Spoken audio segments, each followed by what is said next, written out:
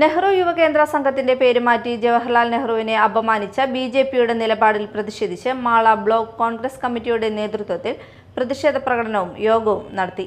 Block Congress കമ്മിറ്റിയുടെ vice president K Ravi Namboothiri അധ്യക്ഷത വഹിച്ചു.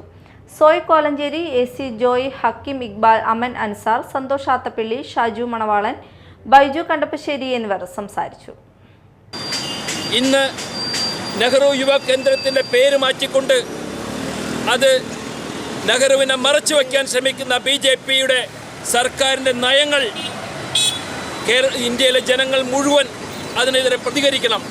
കാരണം നെഹ്റു യുവ കേന്ദ്രം കാലങ്ങളായി നടത്തിവരുന്ന ഒരു ഇന്ത്യ സർക്കാരിൻ്റെ ഒരു പരിപാടിയാണ്.